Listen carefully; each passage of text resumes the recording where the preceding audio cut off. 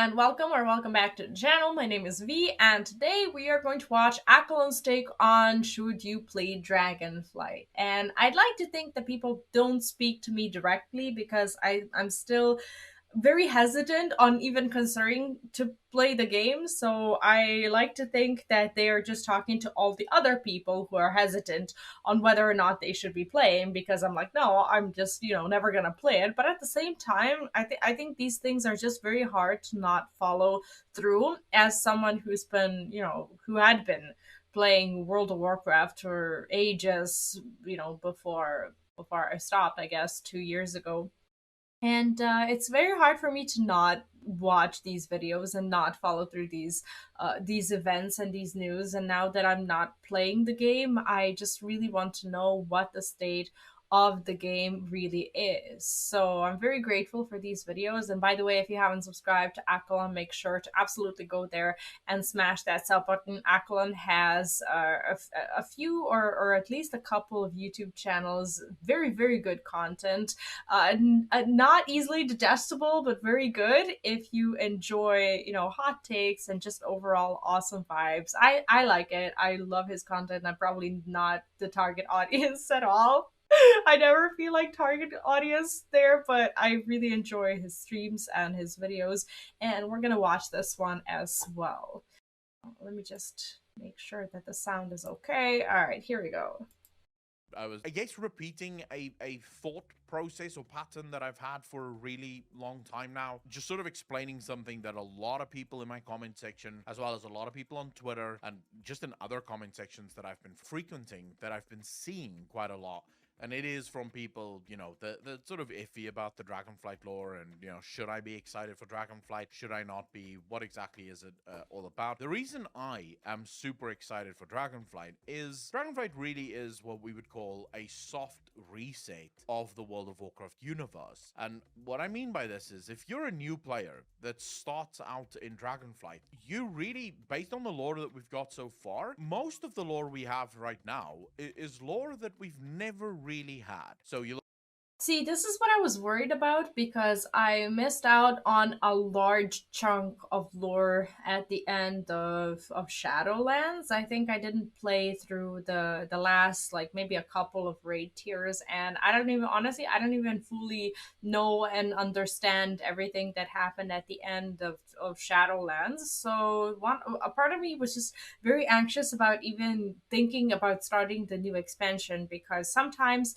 it just so happens that even when I play through the previous World of Warcraft expansion, once I log in and start playing the new one, I still don't understand shit. And it's very hard for me to play through something knowing that there might be something within the game that I missed out on that is the reason why I don't understand anything about the lore. But I think I've given up this anxiety within World of Warcraft ages ago when I realized that I've just sat through all of the lore and we still collectively don't understand what's going on. So I'm kind of put at ease, even more so when I hear comments like this. look at things like the Primalists. The Primalists existed really in a realm just short of speculation, but not really nested or settled within the lore or established lore of World of Warcraft. Sure, the Dragonflights are very established in World of Warcraft, but insofar as the Dragonflights trying to get their power back or anything like this, there's not much in the old WoW that you need to Mhm. know in order to get into Dragonflight and actually follow the story. You're getting introduced to all of the Dragonflights the same as all other players will be introduced to it, especially if you play through the Drakthir campaign. You see that Blizzard took great pains to ensure that new players truly understand the story of the dragons and how the Drakthir Mhm. were created and all of the dragons that led to this creation. So, it's a good starting experience. That would be, I don't know, that would be just one of those things that is very tempting. For me, I honestly don't know anyone who plays MMORPGs and who can honestly say that they are indifferent to dragons. And dragons have been just, a big deal in World of Warcraft, and it just kind of feels bad that the one expansion that I'm iffy about because I got burned throughout the years in previous expansions. The one expansion that I'm sitting out on during the launch is the dragon expansion. It just feels bad. Like I guess something's I can't say that Miss of Pandaria is similar. Some people in my comments have said that there are some similarities, and I know it's not the same, and I know it's not really dragons, but at the same time, I don't know. Like I missed out on Miss of Pandaria, and I had to play through it later on when I was already in like Draenor or Battle for Azeroth or whatever. And it just feels bad that if the game really is good, like what if I miss out on another, Miss of Pandaria ish expansion, especially with dragons. I like dragons, I like the dragon lore. I listened through all of the audiobooks that have covered all of the dragon lore in World of Warcraft. I love that lore, and it's just kind of, I don't know, it just feels sad that I don't like have these feelings of trust anymore to get me to invest into that. And a good springboard. If you compare this to expansions like Legion, BFA, or Shadowlands, if you're a new player and you started playing in Shadowlands, you had this crazy lady that ripped open the sky. You don't know who she is, you have no idea where she comes from, you also don't really know why she ripped open the Yeah. sky, so you would be forgiven for thinking, oh, this is one of the bad guys. No, this is actually not one of the bad guys. This is just a very nuanced character that has been around for a really long time and has had a very bad life. But because you've not played through that, you wouldn't know. And then you meet up with this jailer guy. Of course, no one knew about the jailer, so all of us are new in this one, but at least we had a lot of context to Death and the things that Death have done on Azeroth to at least give some weight to these characters. You meet a Yeah. guy called Uther, who's really just a blue smurf, and you have no idea who this guy is or why he would be important to the story. So really, you would have been lost as a new Yeah. player within Shadowlands. Dragonflight is a complete reset of that. It's a return Thank back to God. more normalcy for a lot of us established players, and then for a new player, it just opens a new chapter, and there's enough breadcrumbs from the old chapters to sort of lead you into what the story should have been. And it does feel like Hmm. Blizzard has at least stayed or remained cognizant of that idea. If you look at the legacies, so a lot of people complained about the legacies, that they were, not focused enough on certain things, and we wanted to see this and we wanted to see that. I watched the legacy chapters really as a, you're a new player, you've never played World of Warcraft, what is necessary for you to know? That's how I No. watched the legacy chapters. Yes, they did keep in mind that, established players would be watching it as well, but a new player watches that, the new player learns about Galakrond. Doesn't learn everything about Galakrond, but this is the point. You don't need to learn everything. Maybe you see this big ass dragon, you're like, whoa, I wonder what that is. Well, it doesn't take long for you to literally just Google who is Galakrond to find some information and resources on who Galakrond actually was. It's just, I don't know, like I've always found sad that in World of Warcraft you rely so much on the actual friggin' Google to find these things out. I remember when I played through FF14's main story questline, I was actively discouraged by my community to from googling anything, from like trying to find something out, because I was either asking questions that I was told would be explained later on, which they were, or my questions were just in some way, shape, or form rendered useless by information that I would pick up from the game on my own without explanations. So there was really no need for googling, which is not the case with World of Warcraft. And it's a similar situation with add-ons, similarly to how Final Fantasy 14 doesn't require add-ons, doesn't have add-ons, doesn't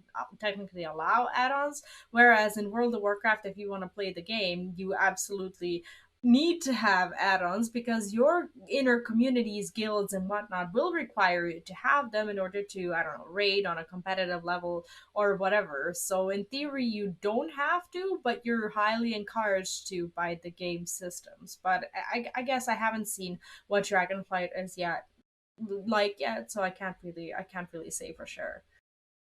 At the same time, the player gets introduced to the proto-drakes that would eventually become the dragon aspects. The player gets introduced to Hmm. Nosdormu, and Nosdormu takes us through these timelines and shows us what actually happened. You get introduced to Deathwing as one of the dragon aspects, and you Hmm. learn that like Alexstrasza is the queen of the dragons, but Deathwing betrayed his brothers and sisters. You learn about the dragon soul, all that stuff, and as a new player, you feel generally caught up to the story once you start playing. This excites me. From a lore perspective, it excites me to see what happens next, because we can already see if you do Uldaman, the new dungeon, and you Hmm. find the scriptures within this new dungeon, you will find that Blizzard is introducing a boatload of new concepts. Lore concepts specifically. So we learn about the heretics. Who are they? What are they? Are these keepers that turned their back on the Titans? Did they follow the Void? Did they follow something else? Are they heretics because they actually sided with the Proto-Drakes, the Primalists? Well, we don't know, but it's really interesting. Even as an established player, it's really interesting to sort of learn that even at the inception of what we would call modern. See, if I hadn't watched this video, if I was to play Dragonflight, I at the mention of this completely new lore, I would have instantly probably gotten confused, thinking that it's something that I missed out on at the end of Shadowlands. So in essence, it's probably a good thing that I'm watching this. Modern day World of Warcraft or post Black Empire era of of Azeroth, that there were things that happened there. There were clashes that happened there that we were never told about. Insofar as we were concerned as players, the only clashes that ever took place during the Black Empire were between the Titans, their keepers, and the Old Gods. And then, of course, all the machinations and creations of the Old Gods. But now we learned that's not true. There were also clashes between the heretics and the Titans. There were Hmm. clashes between the Titan keepers, and I love the fact that we're going to be exploring these unknown elements of World of Warcraft and That's cool. Dragonflight to give us a little bit more of a clear vision of what our early universe in World of Warcraft was. All in all, I think we should be excited for Dragonflight. So hopefully, if there are people, and I know there's going to be people that say, well, Accolonn, I don't care. I don't like the new direction of the story. Blizzard can go suck a dick or whatever. And in that case, what I'm going to tell you is, cool. That's the beauty of games. If you don't want to play it, don't play it. It's really as simple as that. But if you like story, if you care about the lore of World of Warcraft, this really is the penultimate moment for Steve Denuser and his team to prove that they understand how to make a story for a game. Because there's been many excuses over the last few years. We've heard from people that the working conditions at Blizzard was absolute shit. A lot of developers felt scared to go to work, felt uncomfortable to go to work, and I can imagine as a creative personality, if you're going to work, and not even just creative personalities, anyone, if you go to work and you're afraid of the things that may happen at work, you're afraid of being groped, you're afraid of That sexual sucks. innuendos and sexual advances being made, welcome or unwelcome, if you're constantly looking over your shoulder, you're not going to be able to put out the product that you really want to put out. Which is Because you have to art. deal with all of this other stress that's coming at you, like a freight train. So Blizzard cleaned up that shit, which means no more issues. Drinking breast milk and all that crap. Yes, Blizzard cleaned this up. The company seems to be on a new trajectory. It seems like a lot of the developers are really happy to work there now. We'll see, because now they have no excuses. There's no. I'm still quite cynical and skeptical, but I'm also glad to see these kinds of videos from people who have been, strongly advocating for change and who have been really disappointed and really mad at Activision Blizzard for these things. And I'm glad that I'm hearing from those people and not just from everyone who kind of decided to stay on, the boat that they didn't know if it would sink or not, just for the sake of maybe content creation or whatever. This is what really want to hear, and that's why I appreciate Accolon's feedback as it is. No lawsuits to fall back on. There's no bad behaviors to fall back on. There is just you are at work, do your job. And then for the lore team, there's always been this sort of thing that they've been hiding behind, especially in Shadowlands, where while Steve Denuser didn't create Shadowlands' story, he sort of inherited it from what can arguably say it as one of the worst guys that worked at Blizzard, right? Just a horrible fucking human being. Even though a lot of the stories that he created were great stories, you can't take away from the fact that the people that worked with him fucking hated him on every level. So it could be that things just deteriorated to the point that his own team couldn't really do a good story because they just hated their jobs, whatever the case might be there. So he's gone. Steve Denuser inherited the story, tried to do the best he could with what he had, and it was just a failure. And I think everyone can admit that it's a failure. Even Steve Denuser, in his interview with Noble, admits that they made mistakes, things that, looking back, they would have liked to do differently, especially with things of the Sylvanas novel, where they kind of missed the mark on a lot of the intrinsic motivations of some of these characters that wasn't given to the players when the Yeah. players needed it, and instead was left for the novel when the players no longer needed it. At that point, we were over it. We didn't understand what Zaval wanted. Zaval did a bunch of things, and we still didn't understand what he wanted. I mean, reading afterwards what the motivations for a character would be is not the same as knowing it when you're going into it. Yeah. It doesn't shine a light in a good way. It just sort of leaves the player with this, well, I should have known this before. It probably would have changed my experiences a little. This time around, Steve Denuser doesn't have this to fall back on. He is the sole creator of World of Warcraft Dragonflight's story. It is just him, and he's I honestly don't understand how, after everything that's happened, he was still allowed to have this crazy amount of responsibility. But it is what it is. Like, ask who else is gonna write the story. But at the same time, like, it's just baffling that after so many complaints and so much shit that has happened, I think that in any other company, a person who receives that kind of backlash on a product that they've created, like, they'd be out on their ass. team. They have a narrative director, which is literally one of the most important things if you want to focus on a story. Let's see. This is the moment for them to prove that they can tell a good story again. Because it's not like Blizzard have never been able to tell good stories. Blizzard have always been able to tell amazing stories. It's one of the reasons we're all here, because we fell in love with World of Warcraft storytelling. That's why we're here. I wouldn't have a YouTube channel if stories didn't matter for the players in World of Warcraft, at least some of us. Let's see what Steve Denuser and his team can do, and ultimately, this is their moment. This is their final moment, as far as I'm concerned. That's why I'm excited for World of Warcraft Dragonflight, because it seems like everything is at least going in the right direction. Um, Honestly, the video is very So good, and I'm glad I got to watch it now. Well, for those primarily of you before, I don't know, before I ever, I don't know, decided to check out the story or not. I'm still very hesitant on whether or not I want to even, I don't know, to even watch these like lore trailers or whatever, because I know the moment I go onto YouTube and watch all these, spoiler videos or whatever, it's over for me.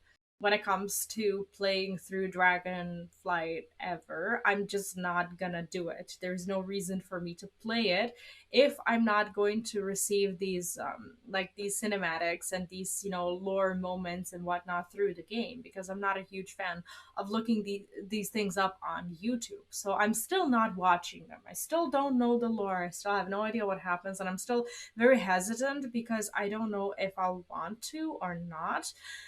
But I guess we'll just have to see. I rely on you a lot. I rely on hearing all of your feedback, and that is why I keep, kind of making these videos, even though I'm not playing the game right now, because I like talking to you in the YouTube comments, and I like listening about, the experiences, whether or not you want to see something like this, how you feel about Dragonflight in general, whether you think I should be playing through it, at least for the story. I'm not planning to, I don't know, raid or do mythic dungeons or anything like that. Like, if the only reason why I would play is for, the new content, like the new story and such. So yeah, like always, leave your thoughts in the comments. Let me know what you think about the video. Make sure to subscribe to Accolonn as well. If you enjoy my content, subscribe here as well. And yeah, that's pretty much it for today. Thank you for watching. I hope you enjoyed the video, and I'll see you next time. Bye.